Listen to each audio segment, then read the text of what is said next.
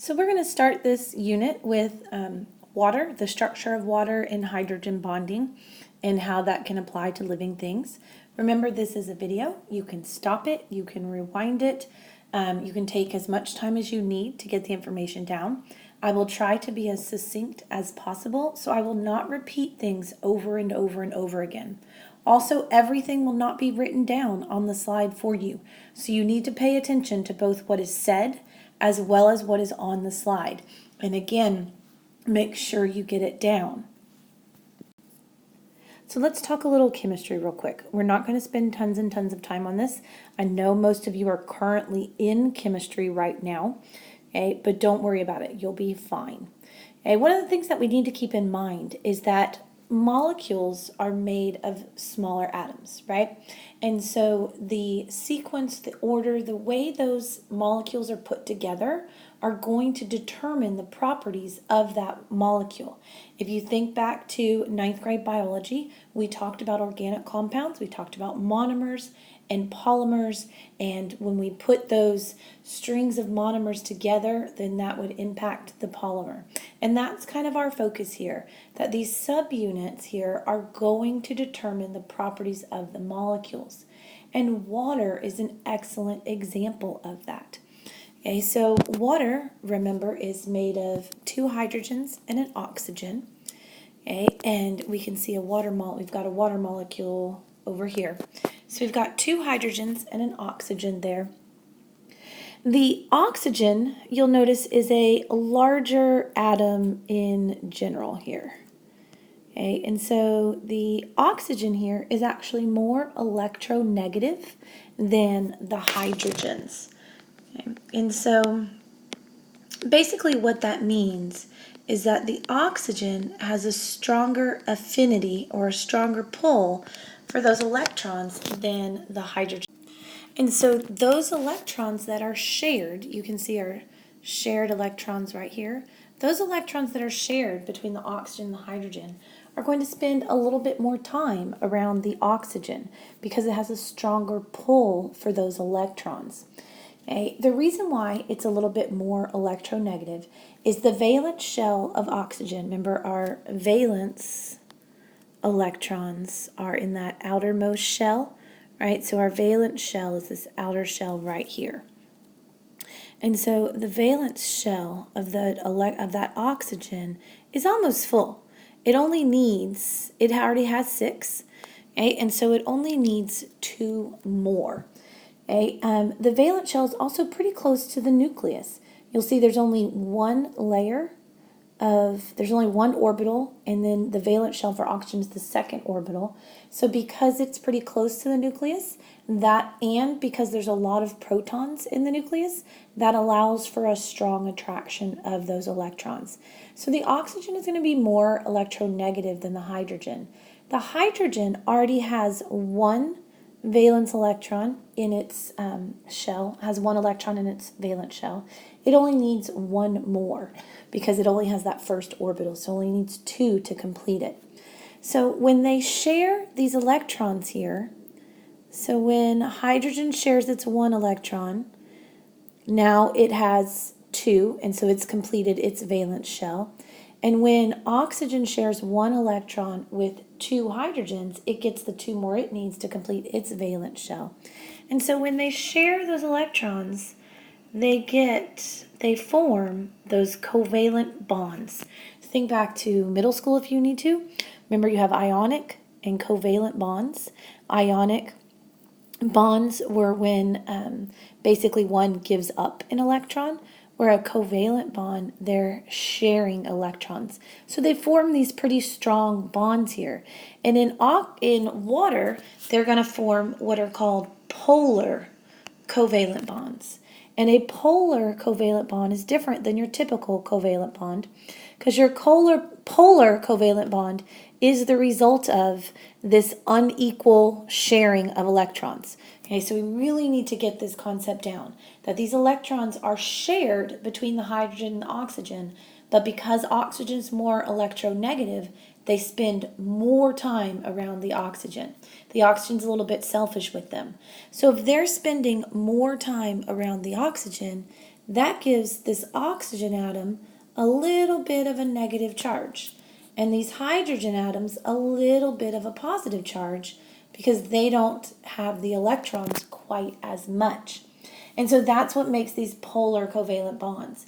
It makes the opposite ends of the molecule have opposite charges. So water has parts of it that have a little bit of a positive charge and parts of it that have a little bit of a negative charge. So that polarity between those polar bonds within the molecule, so those polar covalent bonds are intramolecular. They are within the molecule. And because they cause this little difference in charge throughout the molecule, other water molecules are attracted to each other. Okay? And they form what are called hydrogen bonds. Hydrogen bonds are intermolecular. They are between molecules. So as we're looking at this diagram here, we would see hydrogen bonds here between the molecules. This one over here is a hydrogen bond. So it's formed because this slightly positive part of the hydrogen is attracted to the slightly negative part of the oxygen, where positive and negative attract one another. Those polar covalent bonds that we were talking about before, okay, so those polar covalent bonds, they are intramolecular, and they are found here between the oxygens and the hydrogens within the water molecule. You've got to make sure that that becomes sorted out in your head. That the hydrogen bonds are between entire molecules of water and the polar covalent bonds are within the water. The polar covalent bonds are significantly stronger than the hydrogen bonds. You can't easily rip apart a water molecule, but you can pretty easily separate one water molecule from another water molecule because those hydrogen bonds are not very strong. Okay, so they're a weak attraction between these opposite charges. And this hydrogen bonding is really important for water and its impact on life. It helps do things like moderate temperature. Water has a high specific heat, helps with evaporative cooling. It helps insulate things. Okay? It acts as a common solvent. It also does, it's what makes the water have the properties of cohesion, adhesion, and surface tension. All of those things are important for life. We're going to focus on cohesion, adhesion, and surface tension. So let's look at cohesion first. So cohesion is the bonding of like molecules. So molecules that are the same. So what we've been talking about with these hydrogen bonds forming between water molecules, this is cohesion. Okay? Like molecules. Water bonded to another water molecule with that hydrogen bond. It's a little bit negative on this oxygen, a little bit positive on that hydrogen. They're attracted, they form that hydrogen bond. This is going to be really important, in particular in plants. Okay? It allows for water and nutrients to be transported pretty easily through plants. It allows them to move against gravity. Okay? So as the water, when we have our plant here, right? And as the water evaporates out of the leaves of the plants, remember your transpiration and your stomata, those pores on the bottom of the leaf.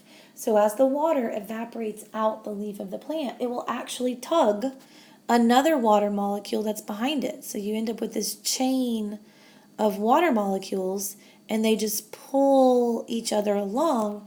So they're pulling up against gravity. Adhesion will aid plants in this process as well. So adhesion is different molecules that are attracted to one another. So if you look over here on the right-hand side, we've got starting with our picture of a leaf here. Remember the stomata, and you can see the water molecules leaving through the stomata. Remember the process of transpiration, right, which was the evaporation of the water from the leaves, which helps pull the water up through the tree. Okay, because remember, water comes in down here through the roots. but that water has to get all the way up to the top of the tree.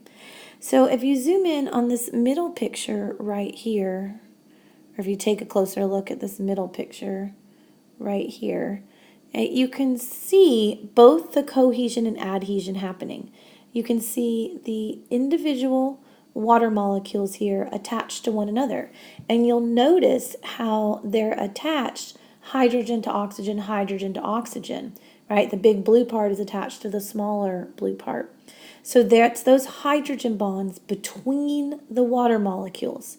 Okay? And that's going to be your cohesion, where you have these like water molecules attracted to each other. But then you'll also notice that you have these water molecules attached to the side of the plant wall.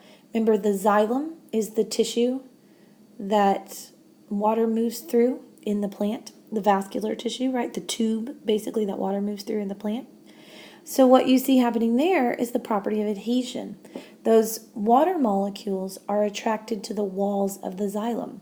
Between those two properties, you've got the plant now has the ability to help move the water up against gravity, okay? Because the waters stick to each other and they help pull each other along, as well as stick to the wall of the xylem, which helps keep it from dropping back down.